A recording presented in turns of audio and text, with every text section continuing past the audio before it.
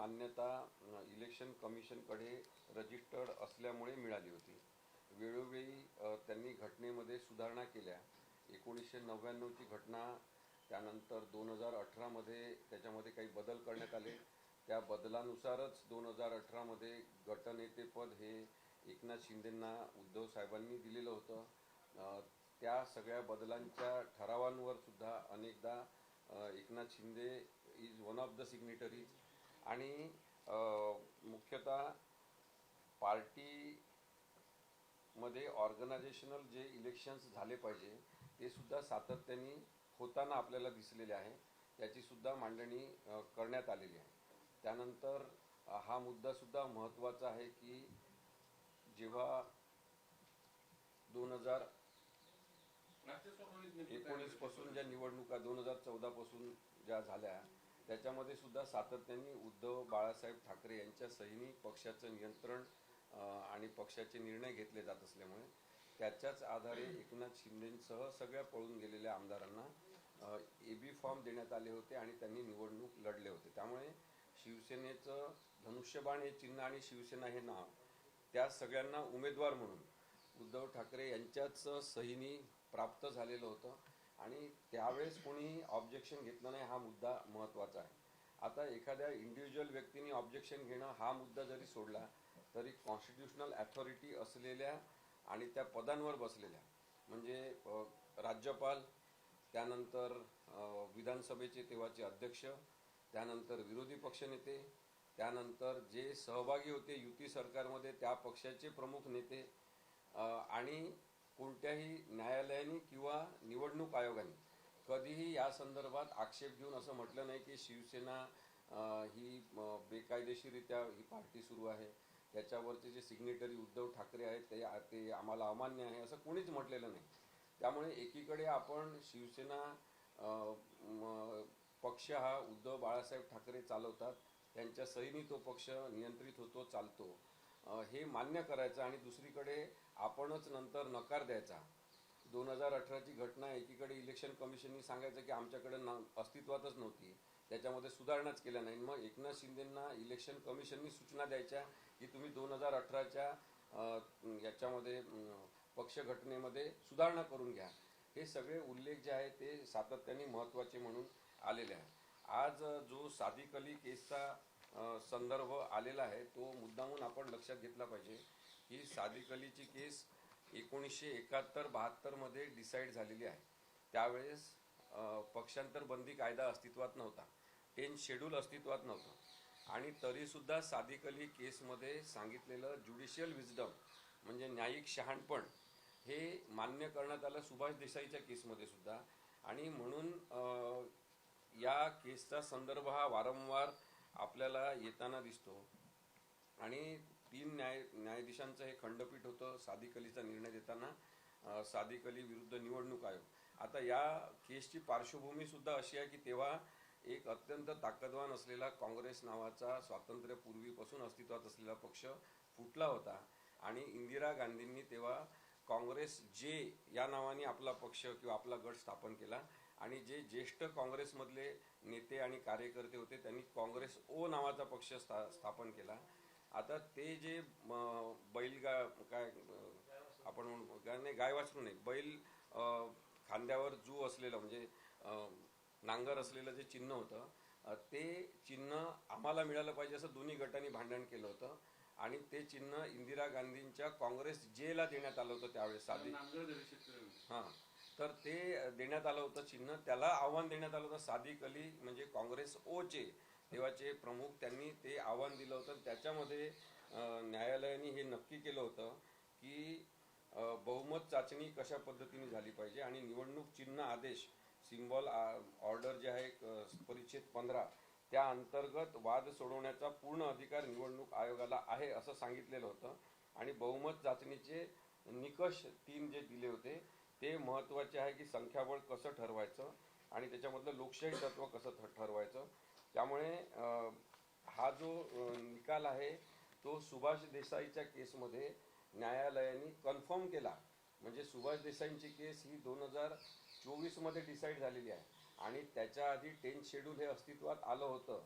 त्यामुळे दोन्ही प्रकरणांचा संदर्भ देऊन आता शिवसेनेच्या मूळ पक्ष कोणाचा आणि पक्षचिन्ह कोणाचं याच्याच बरोबर संख्याबळ ठरवताना केवळ ते आमदार संख्येच्या आधारे ठरू नये. सादिक अलीच्या केसमध्ये 1972 मध्ये सांगितलं, 2024 मध्ये कन्फर्म ते झालं, हा सुद्धा मुद्दा सांगण्यात आलेला आहे.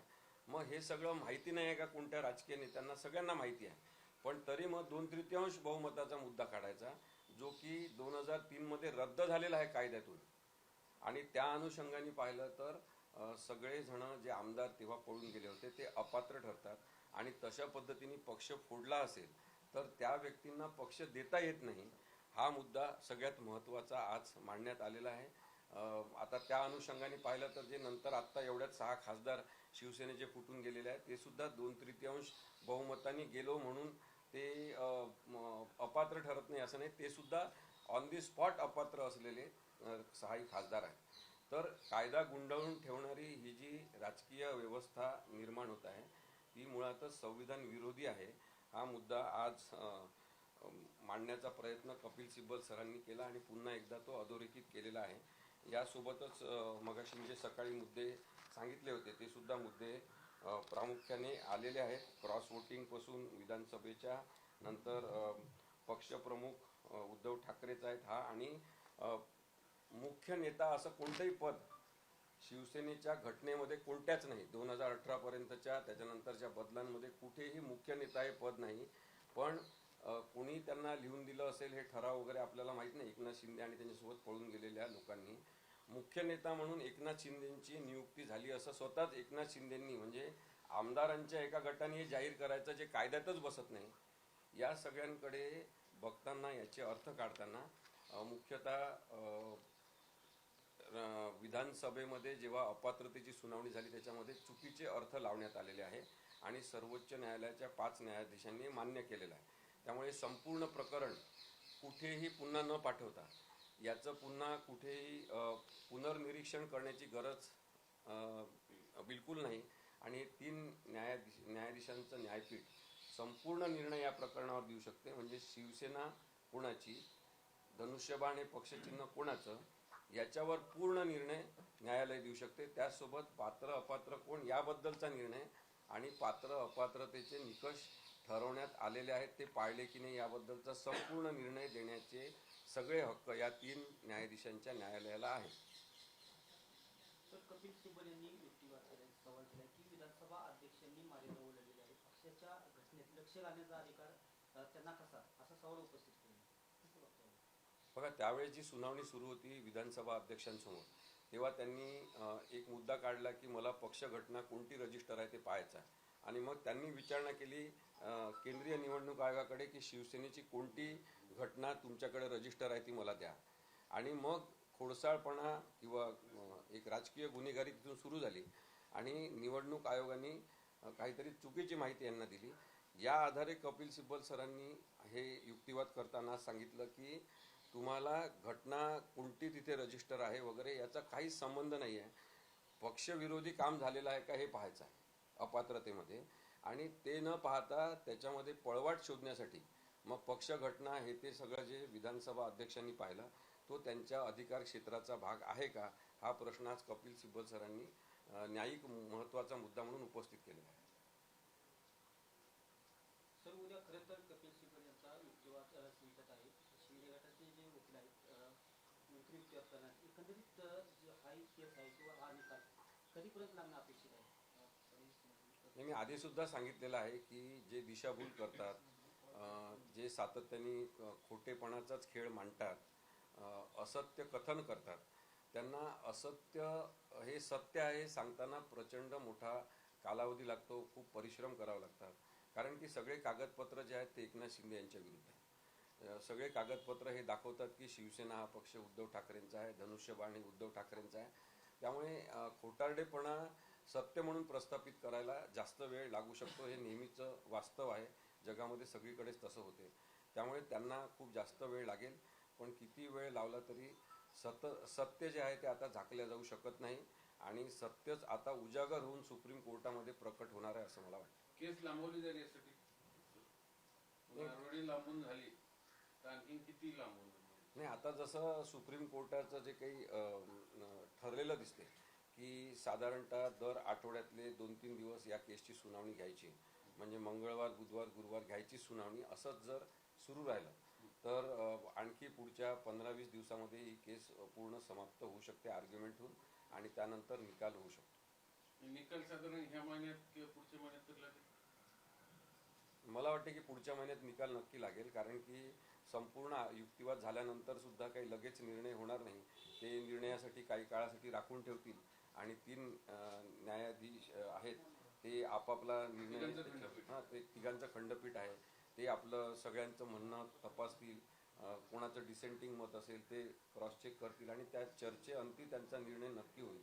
त्यामुळे पुढच्या महिन्यात निकाल लागेल असं म्हणता येईल.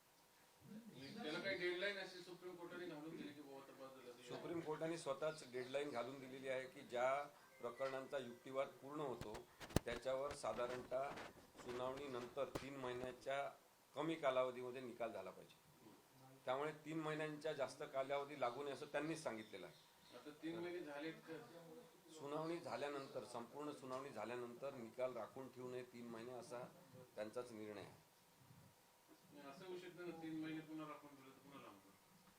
आता तो 3 महिन्याचा जो आहे तो कमीत कमी 3 महिने, जास्तीत जास्त 3 महिने कालावधी असं म्हटलेलं आहे. त्यामुळे 3 महिने मुद्दाम लावायचे असं नाही. जसं आता माहिती अधिकारामध्ये कोणी माहिती मागतात तर त्याच्यामध्ये आहे की 1 महिन्याच्या कालावधीत माहिती द्यायची. मग जे चालाक लोक असतात प्रशासनामधले ते काय करतात, मुद्दाम 30व्या दिवशी देतात. तर तसं करणं हे चुकीचं ठरेल. महाराष्ट्रातल्या लोकांना आता प्रचंड अपेक्षा आहेत या निर्णयामधून, आणि त्यांच्या सगळ्यांच्याच मनात नाही तर तुम्ही पाहिलं की जे कॉक्रोच जनता पार्टीचं आंदोलन झालं त्याच्यामध्ये सुद्धा लोकांना आता एक राग निर्माण झालेला आहे की इतक्या उशिरा न्याय लागणं हा अन्याय आहे, हे लोकांनी आता वारंवार सांगून झालेलं आहे. त्यामुळे आता सर्वोच्च न्यायालय काही याच्यामध्ये उशीर करेल असं मला वाटत नाही. कारण न्यायमूर्ती चंद्रचूड यांनी असंच केलं, पुन्हा खाली पाठवून दिलं, पुन्हा आता हे वेळ काढूपणा होऊ शकतो ना भविष्यात. आता याच्यामध्ये 2 मुद्दे आहेत. एक आहे शिवसेना नाव आणि धनुष्यबाण हे पक्षचिन्ह, ते निवडणूक आयोगाच्या निर्णयानंतर अपीलमध्ये आलेलं आहे. त्यामुळे त्याच्यावर तर हे 3 न्यायाधीश पूर्ण निर्णय घेऊ शकतात. 3 न्यायाधीशांचं खंडपीठ किंवा न्यायपीठ आपण म्हणू, ते पूर्ण निर्णय घेऊ शकतात. दुसरा विषय आहे पात्रता, अपात्रता आणि अशा पद्धतीने राजकीय पक्ष फोडला जाऊ शकतो का आणि त्याच्यावर स्वतःची मालकी किंवा ताबा मारला जाऊ शकतो. हा निर्णय जो आहे याच्या संदर्भात असा सुद्धा निर्णय घेतला जाऊ शकतो की 7 न्यायाधीशांच्या व्यापक खंडपीठाने, मोठ्या खंडपीठाने यावर निर्णय घ्यावा.